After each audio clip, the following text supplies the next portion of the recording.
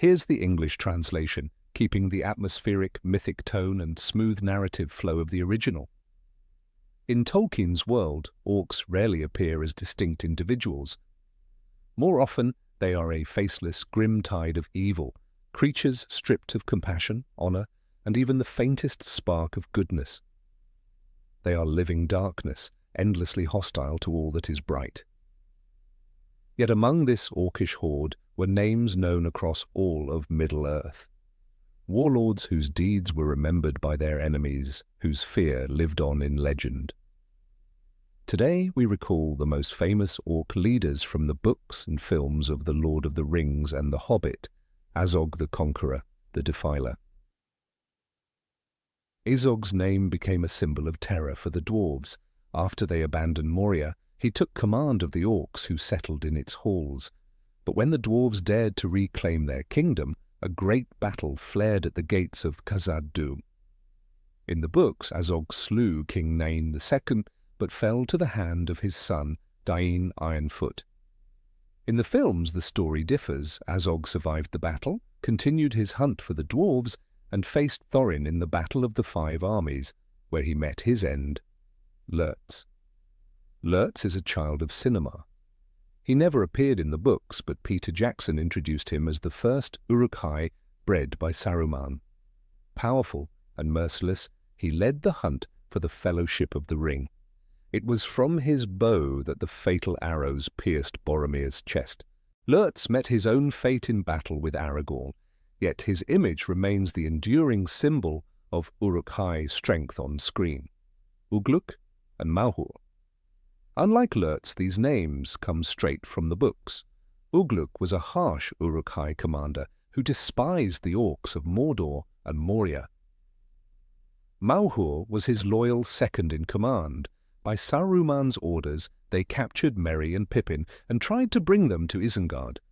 Ugluk and Mauhur's company fought Eomer's riders of Rohan to the last man, and though all Uruk-hai were slain, their defiance became part of history. Bolg. The son of Azog, inheriting his father's hatred for dwarves. In the book, it was he, not Azog, who commanded the orcs at the Battle of the Five Armies.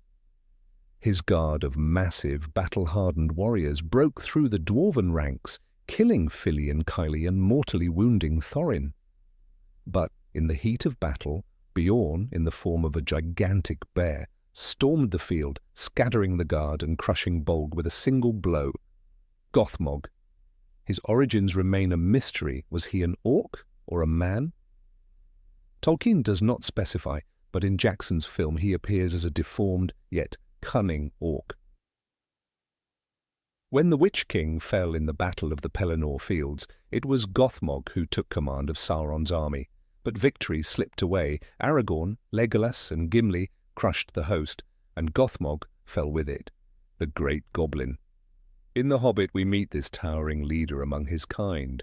He ruled over the orcs of the Misty Mountains, keeping all the surrounding lands in fear.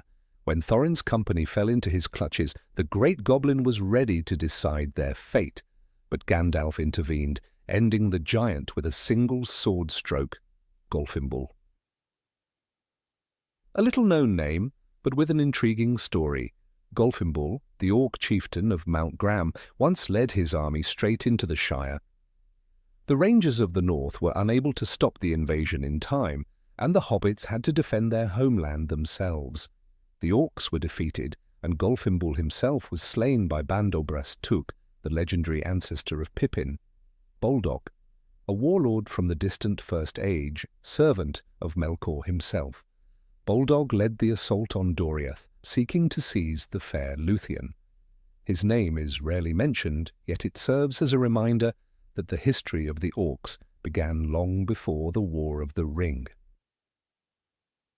From here, the story could take a more mythic and mysterious turn, as if it were lost pages from the chronicles of Middle-earth, found in some forgotten archive of Gondor's great library. They say that after Sauron's fall, not all orc warlords perished in battle. Among the survivors, a name was whispered, a name unknown to men and elves alike.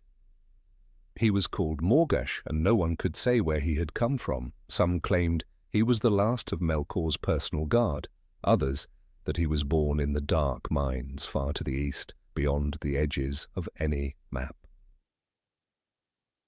Morgoth did not seek open war. He gathered the remnants of orcs, goblins, and even wild wargs, promising them not vengeance, but a new land where they would be free from the rule of dark lords. Legends tell that he wore a helm of black iron forged in the forges of Angband itself, and that this helm gave him mastery over the winds of the night. In the remote gorges of the northern mountains, travellers began to vanish. Riders of Rohan spoke of strange torches burning in the distance, in places no man could reach. Rangers of the north found tracks, hundreds of feet and claws, but no bodies. It was said that Morgoth was leading his people eastward to abandoned ruins where ancient sorcerers once built cities of stone that glowed in the dark. But some insist he never went far, that he is waiting for Middle-earth to forget its fear of orcs, that his swords have not dulled, and the drums of war have only fallen silent for a time, and that, on some mist-shrouded night, the drums will sound again, and those who laughed at the legends will not live to draw their swords.